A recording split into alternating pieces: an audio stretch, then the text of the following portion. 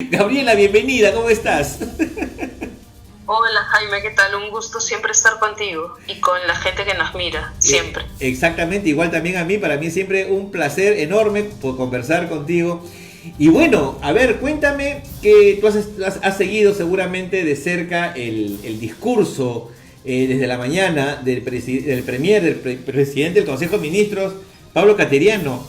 ¿Qué te ha gustado? ¿Qué no te ha gustado? ¿Qué esperabas? ¿Qué no esperabas y de pronto incluyó en tu discurso? Cuéntanos por favor tus impresiones. A ver, yo creo que hay que dar, yo siempre te comento que a mí me gusta un poco cuando me preguntan algo, siempre dar como que pasos hacia atrás para ver el panorama completo, ¿no? Y no podemos dejar de leer el discurso de Cateriano sin leer el discurso también de Vizcarra el 28 de julio, ¿no? Entonces, el discurso de Vizcarra el 28 de julio fue un discurso bastante plano, en el cual la presencia de las regiones no estuvo, fue el gran ausente, pero también no hubo mea culpa, no hubo una autocrítica frente a lo que estaba pasando en el país, ¿no? Recién 2 o 3 días después se develan las cifras de cuántos contagiados y cuántos fallecidos y fallecidas tenemos en el Perú, que es alarmante, 43.000 cifras. Y eso va de la mano también con lo que Cateriano inicia el día de hoy su discurso, que han sido alrededor de 2 horas y un poco más, en el cual ha sido un discurso bastante plano, pero no solamente plano, sino también errático, ¿no? Y cuando uno termina optando por el error, ya deja de ser error, sino que deja de ser una práctica constante, y eso te demuestra que definitivamente no hay una capacidad de gestión en el gobierno, y no es que desde el Frente Amplio seamos obstruccionistas, sino que creo que es el sentir de la población, una población que tiene más de 11 millones de desempleados, que tiene 43.000 fallecidos y que tiene más de 250.000 familias en abandono total, ¿no? Cateriano inicia de manera simbólica con un minuto de silencio. Sin embargo, viene después un correlato de acciones, un correlato de discursos, en el cual inicia señalando un minuto de silencio por las personas que han fallecido, por nuestros héroes y heroínas de la salud. Sin embargo, recordemos que el presupuesto asignado para el 2021 para el tema de salud es mucho menos de lo que la OMS de alguna manera recomienda, ¿no? Porque la OMS recomienda entre el 6 y el 8%, y nuestro recurso en PBI va a ser mucho menos del 4 o 3%.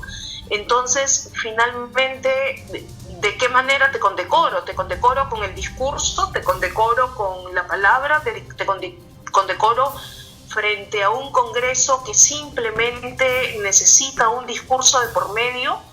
Las condecoraciones no se hacen con discursos ni con falsas palabras, sino con actos, con acciones. Tenemos, y te comento, estuve hace menos de una semana y media en Apurímac, en la zona de Chalhuahuacho, y lamentablemente es lamentable el centro de salud de Chalhuahuacho, sin equipamiento, sin EPP, sin cámaras de oxígeno, sin protección para el profesional de salud, con camas totalmente abandonadas, con una ambulancia que tiene más de 10 a 15 años de funcionamiento, y que no te estoy hablando de una ambulancia como la que podríamos ver incluso sin equipamiento alguno, te estoy hablando de camionetas. ¿Tú te imaginas transportar a una persona en Chalhuahuacho, de Chalhuahuacho a Bancay o de Chalhuahuacho a Cusco, en una camioneta cuando está con COVID y cuando necesita cámaras de oxígeno? O sea, esa es la realidad que vivimos. Un hospital en Andahuaylas que no termina por construirse, un hospital en Abancay que está en abandono, un centro de salud en Akira, que hoy lo mencionó el Premier y no es gratuito.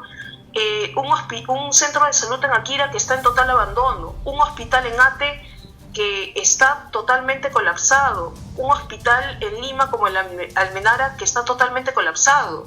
Entonces uno se pregunta y dice, qué genial, ¿no? O sea, presentamos el discurso a favor de los profesionales de salud, pero finalmente, ¿cuáles son las acciones que vas a realizar? Porque Cateriano no nos ha dicho cuál es el plan de trabajo para con los profesionales de salud, ¿no? Simplemente se quedó en el minuto de silencio y no hubo mayor planificación en ello, ¿no? Y ya después vino lo errático que de alguna manera hizo que se cambie el escenario más adelante, que fue más o menos como que a la hora y media de la presión de Cateriano, cuando para mí fue un error hablar de minería y de hidrocarburos, cuando él mencionó, y te lo leo textualmente, el Perú es un país minero desde el periodo prehispánico. Yo no sé si el señor Cateriano le han enseñado temas de historia y temas de interculturalidad, pero quienes hemos trabajado el tema de pueblos indígenas, quienes hemos trabajado el tema de interculturalidad, la minería no es prehispánica.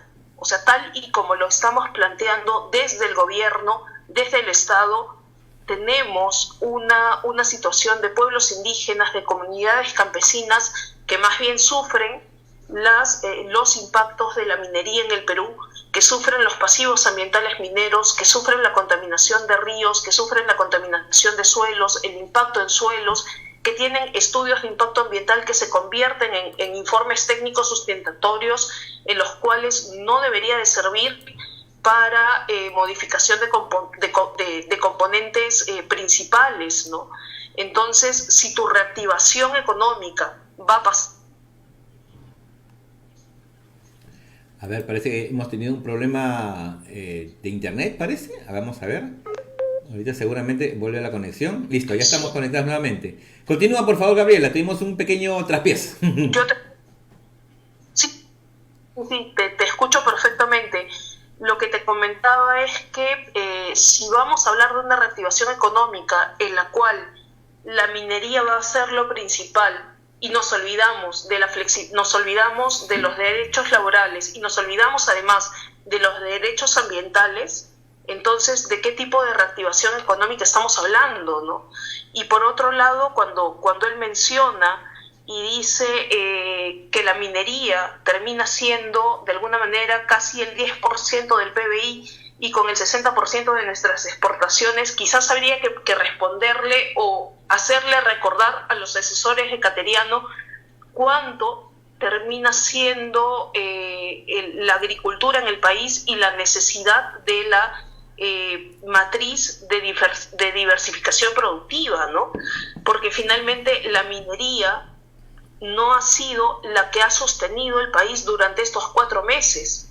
Lo que ha sostenido el país durante estos 4 meses ha sido la agricultura, la pequeña agricultura, el agricultor que no dejó de elaborar, el agricultor que terminó dando de alimentar a la población local, ¿no?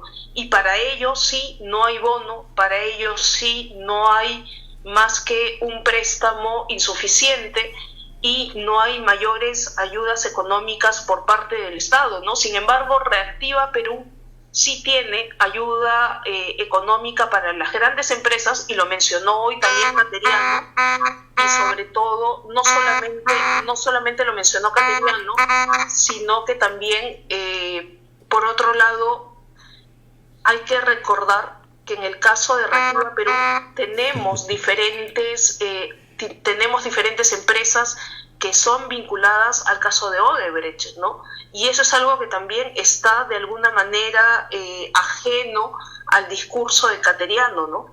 Y así podríamos mencionar de las 46 páginas del discurso de Cateriano, varios de los errores que ha cometido Cateriano el día de hoy, que podrían hacer de alguna manera que la balanza se distorsione, y si antes del mediodía Cateriano tenía de alguna manera el apoyo de algunas bancadas, yo no sé si después de la 1 de la tarde que termina el discurso de Cateriano termina siendo lo mismo, ¿no? Ahora, recordemos, para que esto no sea un monólogo, Recordemos también algunos casos de Cateriano cuando fue premier, ¿no?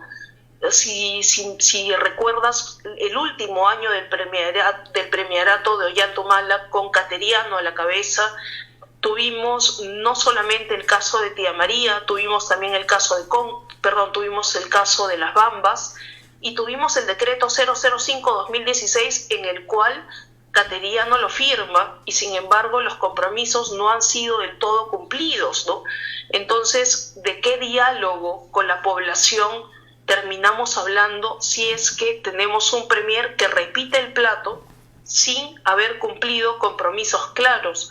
Y es ahí donde yo sí soy clara en algo. La confianza no la dan los 130 congresistas, la confianza la da el pueblo. La confianza la da un pueblo que está harto del continuismo, la confianza la da el pueblo que de alguna manera está cansado también de políticas que no terminan llegando hacia ellos. Una bonificación de 700 soles mensuales. Yo te hago una pregunta, Jaime. Un ministro gana 30.000 soles.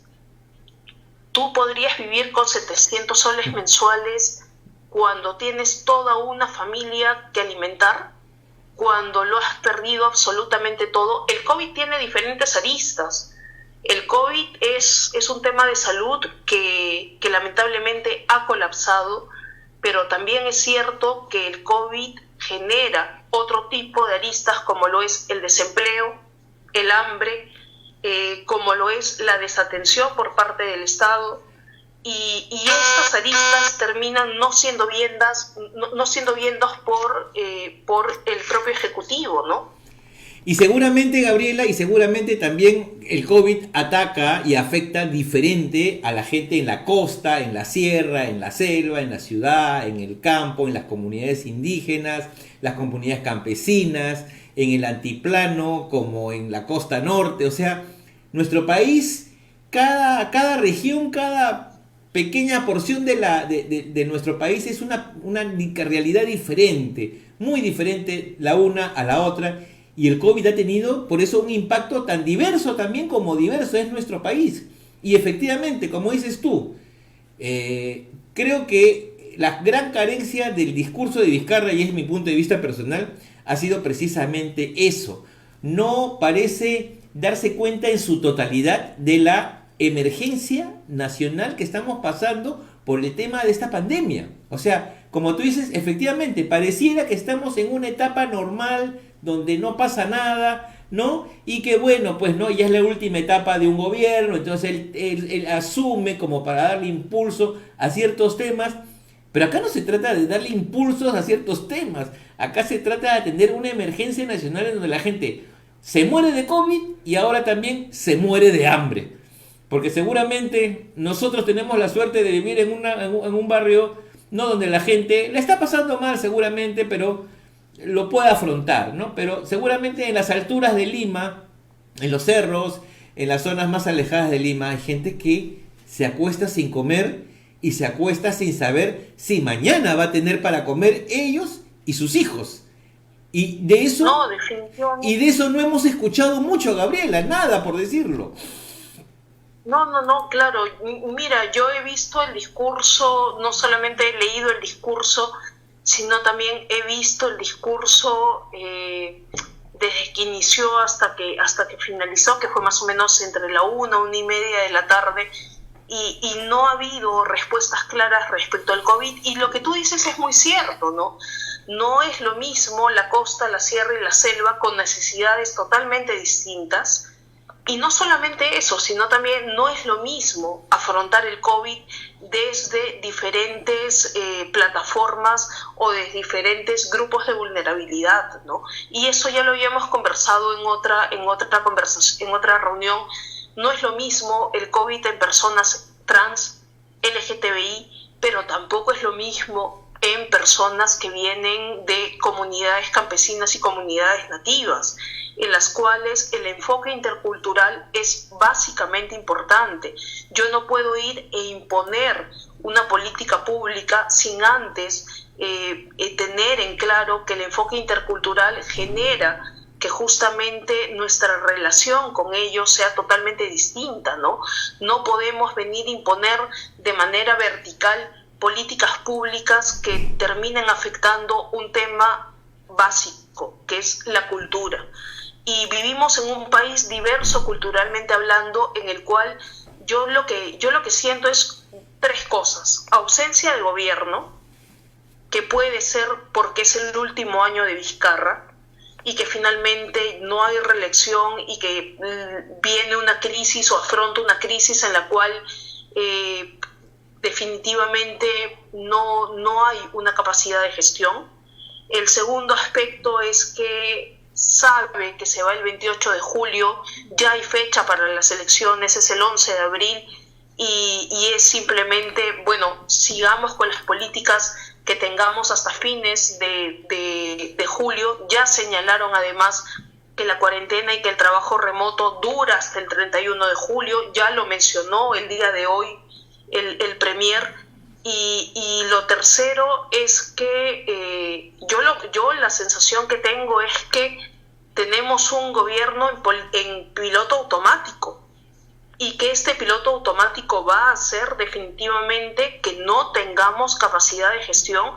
Y lamento ser pesimista, pero creo que vamos a tener una curva sumamente alta de contagios, pero también una curva alta de desempleo, una curva alta de deserción, en la cual, dime si has escuchado en un solo discurso la palabra el sur andino. Arequipa colapsa, Puno colapsa, Apurímac colapsa, Ayacucho colapsa, Huancavelica colapsa, Tacna, Moquegua, no son regiones que cuenten en estos momentos con camas UCI, que cuenten con equipos de bioseguridad que permitan darle una mayor atención. A ver, tenemos un pequeño traspiés con la comunicación, pero ahorita lo retomamos seguramente, Las redes se sobrecargan un poco a esta hora, como todos sabemos, y a veces las comunicaciones, que son a través de los medios como Skype o Zoom, se vuelven un poquito complicadas, ¿no? Seguramente en unos instantes estaremos retomando la comunicación con Gabriela Salvador, pero es verdad, yo creo que ha habido una gran diferencia en todo caso entre los discursos que ha dado el presidente Vizcarra por 28 de julio y con lo que hemos escuchado hoy día del primer ministro Cateriano. Cateriano se le ha visto muy frío, muy enfocado a las cifras, muy enfocado a, como dicen ellos, ¿no?, destrabar proyectos, destrabar la economía, cuando yo creo que la principal traba de la economía, y esa es una visión particular, es que la gente no tiene trabajo. Y ojalá se pudiera, por ejemplo, no sé, ¿no?, impulsar una política de préstamos a microempresarios, a las MIPES, para poder para que la gente pueda, luego de esta situación, poder reiniciar su negocio, ¿no? Su pequeño restaurante, su lavandería, su bodega, su librería, para seguir trabajando y manteniendo a sus hijos, ¿no? Ya hemos visto con mucha pena cómo se han perdido tantos negocios. Inclusive el fin de semana se hablaba del cierre del Haití, que causó revuelo en las redes sociales, especialmente en el Twitter, que fue tendencia incluso, pero parece que no fue así, fue un bluff, fue una falsa alarma. Al final, felizmente no quedó más que en una... A ver, estamos tratando de llamar a Gabriela, vamos a ver, seguramente podemos retomar la ¿cómo se llama?, la comunicación en unos instantes. Pero como les decía, ¿no? Entonces... la gente del Haití, los dueños aclararon de que no iban a cerrar, ni mucho menos, felizmente, para bien de los trabajadores, de la gente que son gente muy mayor, los mozos, la gente que trabaja muchísimos años en ese icónico restaurante miraflorino, que curiosamente no se llama Haití, están en unas zonas más clase media alta de Lima, más privilegiadas de Lima, ¿no? El nombre de un país que es el más pobre de América completa, ¿no?, de las tres Américas. Pero bueno, lo que decía, ¿no? Entonces, creo que el gobierno tendría que haber hecho hincapié en el tema económico, pero no solamente enfocado a las grandes empresas, no solamente enfocado a la minería, que creo que la minería, bueno, tiene que adaptarse a los cánones de la minería moderna, donde trabaja en armonía con la comunidad y que genera, por supuesto que cabe duda, genera un grueso ingreso a la caja fiscal. De eso no cabe duda. Pero no se puede tampoco privilegiar solamente un sector, ¿no? Ya privilegiaron con Reactiva uno a las grandes empresas, bueno, según cifras que se manejan, ¿no? El grupo Rodríguez Pastor resulta que terminó siendo 100 millones de soles más rico de lo que era antes de la pandemia. Entonces, ¿de qué estamos hablando? O sea, mientras que seguramente todos ya agotamos nuestros ahorros hace mucho tiempo y estamos tratando de sobrevivir a duras penas como se pueda, el señor Rodríguez Pastor termina más rico con dinero del erario público. O sea, por eso digo, ¿no? O sea, ¿de qué estamos hablando? O sea, la gente creo que va a tomar muy mal este discurso. Seguramente mucha gente ni se habrá enterado. Vamos a intentar llamar nuevamente a Gabriel a ver si podemos retomar la comunicación. Como decía, ¿no? Seguramente mucha gente ni se ha enterado, mucha gente que está viendo Magali, que está viendo, pues, no sé, programas de entretenimiento, no se entera muy bien de las cosas, pero debería estar enterados porque se nos vienen, ya estamos viviendo épocas duras, muy duras, ya estamos viviendo épocas muy duras y ahí está Gabriela. Estamos ya viviendo épocas duras a nivel la economía, la gente ya la está pasando muy, muy mal con el tema económico, el tema de hambre, como hemos visto a través de los medios de comunicación, como se ve la necesidad de organizarse ollas comunes para poder proveer de alimentación a la gente en las zonas más alejadas y más afectadas por la crisis, el hambre, ¿no? Ya la gente está así, hay que decirlo crudamente, ¿no? O sea, la gente ya está pasando hambre, o sea, ya pasaba hambre antes de la pandemia, ahora que se han quedado sin trabajo, porque mucha gente que ejerce oficios como pintores, de construcción civil, estibadores en los mercados, gente que vivía del día al día, ¿no? Está pasando hambre, ¿no? En las zonas más vulnerables de Lima, y no vemos, por otro lado, que hayan pues una gran campaña a nivel del gobierno en donde se le pueda ofrecer alguna alternativa. Quizás la alternativa más conveniente podría ser, pues, no sé, eso, comedores populares o comedores de campaña, ¿no? Yo digo, ¿los militares acaso no tienen la capacidad de salir con cocinas de campaña y cocinar para la gente? ¿No? Yo creo que una gran ayuda para la gente podría ser que pudieran ellos tener por lo menos asegurada la comida de ellos y de sus hijos del día para poder hacer frente a esta falta de trabajo, a esta crisis. Estamos ya tratando de reconectarnos con Gabriela, todavía la veo así media de costadito, seguramente ahorita va a acomodar su camarita para poder vernos como nos estábamos viendo hace un rato, bien. A ver, lo que pasa es que te veo, tú has puesto tu celular en horizontal porque te veo así así echada de costado. A ver, vamos a acomodar porque lo que pasa es que a veces uno tiene el teléfono, pues, no con la pantalla bloqueada, el giro horizontal bloqueado y no podemos tenerlo con ponerlo en horizontal cuando lo necesitamos, ¿no? Y a veces uno no encuentra dónde está el botoncito que hay que apretar para que se voltee la camarita, ¿no? Ahí la vemos a Gabriela tratando de hacer los intentos del caso para poder retomar la conversación. Y bueno, y que nos cuente en todo caso también eso, cómo va, cómo siente ella que esté en el Congreso. A ver, pero lo que pasa es que te sigo viendo. A ver, no sé. A ver. ¿Ves? Te veo volteada, te veo así, echada así te veo. Es que no me está viendo, creo ya. Allá. Te decía, te veo así. A ver, acá me está viendo ahora sí. Te veo así. A ver. Ya, ahí está más o menos. Ya está. Listo. Muy Gabriela, entonces, a ver, me decías tú que tú tienes la sensación de que hasta la mañana, antes de la presentación del gabinete, parece el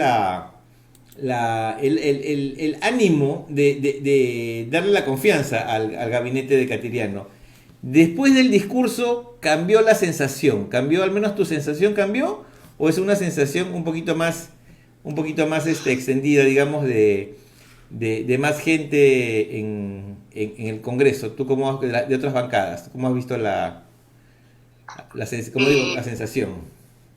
Hay algunos detalles que obviamente cada bancada va a tener que decidir. El Frente Amplio, a través de Lenin Chejo, que es nuestro vocero, lo ha señalado, lo ha dicho: nosotros no vamos a dar el voto de confianza.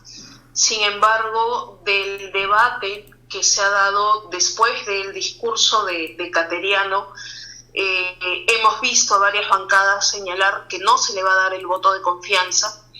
Pero yo creo que este no voto de confianza pasa por dos razones, ¿no? Primero, porque Cateriano no es nuevo en la gestión. Cateriano viene de una gestión en la cual fue el premier al final de Ollantaytamala, y todos conocemos a un Cateriano que ha sido además opresor, que ha sido de alguna manera contestatario, que ha sido de alguna forma en los conflictos sociales no ha tenido mayor capacidad de diálogo, pero por otro lado se esperaba más de Cateriano, ¿no? Porque se esperaba un discurso, de alguna manera tuvimos un discurso bastante plano por parte de Vizcarra, y se esperaba que Cateriano tenga un discurso mucho más conciliador, tenga un discurso en el cual no es que tienda puentes, pero sí que dé esperanzas a la población. Y esperanzas me refiero no solamente al discurso, sino también a señalar qué acciones como gobierno va a hacer, ¿no? Entonces, yo creo que esta desazón que de alguna manera se ha visto venir, y tú eres tuitero, creo que eres uno de los mayores tuiteros que tiene el Perú. Compulsivo. Sí, lo has visto bien, ¿no? En Twitter la mayoría de personas, yo he visto desde bye bye Cateriano hasta gracias Cateriano, hasta aquí nomás, ¿no? Y eso es algo que a mí me parece importante rescatar, Jaime, porque siempre se habla de que el Congreso comete errores, y es verdad, el Congreso termina siendo errático muchas veces, populista, errático. Venimos de un Congreso que ha sido cerrado, pero también es cierto que no nos podemos olvidar de algo. El Congreso representa, los 130 congresistas representan a millones de peruanos, que de alguna manera son la voz de ese millones de peruanos. Entonces, tenemos una población que esperaba mucho más de Cateriano, que esperaba de alguna manera un discurso en el cual no des cifras. Las cifras las sabemos tú y yo, las cifras las sabemos, las sabe el pueblo, porque entras diariamente al reporte de la PCM y te enteras de cuántas cifras son, a pesar de que realmente Pilar Macetti ha develado las cifras tal cual hace un par de días, ¿no? Pero yo creo que la población esperaba de Cateriano respuestas claras y acciones claras, cosa que en Cateriano no se ha dado. Yo siento que Cateriano nos ha dado una suerte de clase de historia del Perú, de lo que ha venido siendo el Perú durante los últimos 30, 40 años, y que no sabe cómo reflotar el país, ¿no? Frente a esto tienes un equipo técnico que ha sido recientemente cambiado, pero que también tienes un ministro de Trabajo que no tiene una política clara más allá de la flexibilización laboral. Y siempre lo hemos dicho, flexibilización laboral no significa recorte de derechos laborales. Por otro lado, Cateriano viene con un ministro de Energía y Minas que de alguna manera ha tenido vinculación a estudios y a empresas mineras con un viceministro de Minas que ha tenido vinculación a empresas mineras, con lo cual se abre la puerta giratoria, pero también viene con ministros como Pilar Macetti, que en los últimos años de su gestión tampoco es que tuvo grandes resultados, ¿no? Y hemos tenido en 4 meses de pandemia 3 ministros de salud que han cambiado. La ministra, la primera ministra, se me fue el nombre, luego vino Zamora y ahora viene Pilar Macetti como que a intentar salvar la situación. Pero intentar salvar la situación, ¿en qué sentido, no? Porque salvemos la situación cuando tenemos 43.000 muertos y más de 250.000 contagiados, y tenemos una curva en el sur que nadie voltea a ver porque finalmente son los eternos olvidados del país. Los vemos solamente cuando hay elecciones, porque sabemos que el sur define las elecciones electorales y han venido siendo durante las últimas 4 elecciones quienes definen las elecciones electorales, las elecciones presidenciales. Entonces uno dice, ¿qué país queremos? ¿Qué país vemos? ¿Qué país ve Cateriano, no? Yo tengo la sensación que a mí me quedó al finalizar el discurso de Cateriano, son 2 cosas. Los peruanos y peruanos somos cifras, no somos ciudadanos. Y lo segundo es que no tenemos un plan de gobierno claro. No tenemos un plan en el cual cómo afrontar la crisis, cómo afrontar la reactivación, y que solamente nos esperanzamos en la minería o en la gran minería.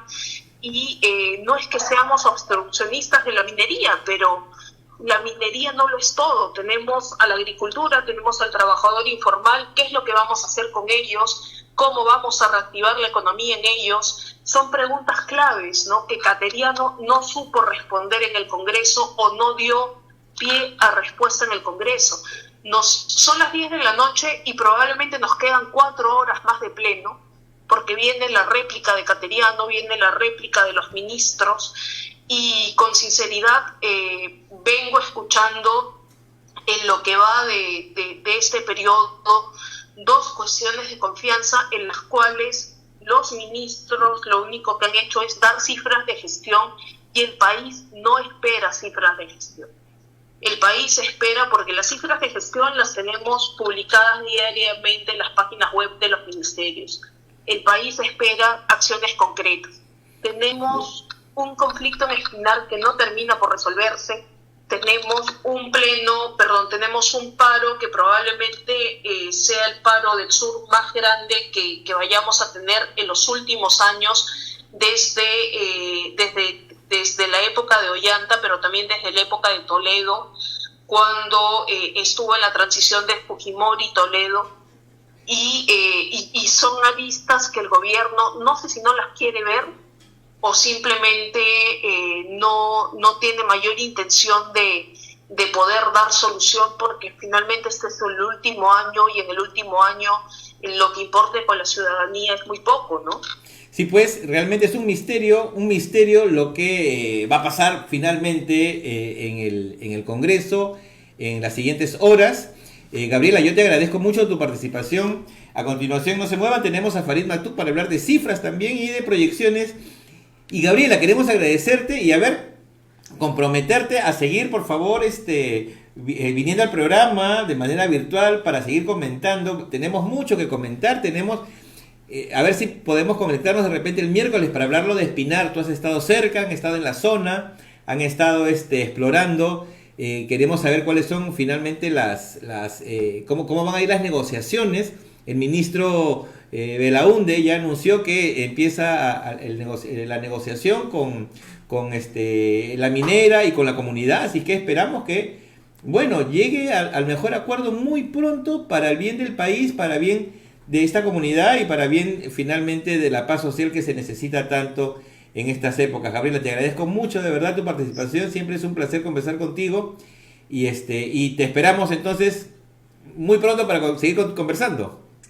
Sí, solo si me das solamente menos de un minuto para 3 cosas puntuales. Primero, saludar a mi amigo Farid Matuk, que ya viene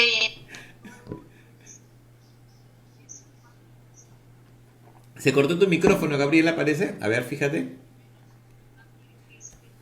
Tu micro no te escucho bien. ¿No se te escucha? A ver, no sé si tú me estás mirando porque creo que no. Se cortó tu micrófono, se cortó de golpe. Se cortó de golpe tu micrófono. No sé si tú me escuchas. A ver, estamos peleándonos con el micrófono para... A veces estos aparatos nos traen... Ay, si lo sabré yo, ¿qué no me ha pasado en las transmisiones de Argolla TV? Se ve el audio, se ve el video. Gabriel, Bueno, ahí está, retomamos el audio, creo. Ahí está, listo. el 4 o 5 de agosto está viniendo una delegación de Chalhuahuacho, que son las Bambas, justamente para hablar con el Frente Amplio, con el congresista Chejo, que viene impulsando el tema de Chalhuahuacho, que estuvimos en Chalhuahuacho la semana antepasada también, viendo el tema de las Bambas, que es otro conflicto que se viene de manera grande y que esperamos que la PCM pueda atenderlos, porque además el premier cateriano firmó el decreto 005-2016, pero también Paola Bustamante, que es la alta comisionada de ver el tema del corredor minero, lo firmó cuando era ministra de Desarrollo e Inclusión Social. Y lo tercero más importante, Jaime, solamente 10 segundos, Vizcarra nos habla del Pacto Perú, nos hablan del Acuerdo Nacional, y acá hay algo que es claro: las reglas de juego tienen que cambiar, y las reglas de juego no van a cambiar si es que no tenemos una constitución en la cual el centro de la constitución sea el ciudadano y no solo grandes intereses. Nosotros apostamos por una asamblea constituyente en la cual sea legitimada por todos y todas para justamente cambiar estas reglas de juego, y creo que amerita esta crisis. Siempre son ventanas de oportunidad en la cual definitivamente como país tenemos que repensar las cosas. El ciudadano y ciudadana de pie es el que sufre finalmente los impactos de una economía, es el que sufre los impactos de un desgobierno, y lamentablemente venimos arrastrando una constitución que fue creada en 1993, en el cual todos sabemos en qué contexto se dio, y creo que es momento de empezar a cambiar las reglas de juego, ¿no? Eso. Listo, Gabriela, muchas gracias, y por supuesto que continuamos conversando, así que vamos a hacer una pausa muy cortita y continuamos luego con Farid Matou, que viene a hablar de cifras y de cifras.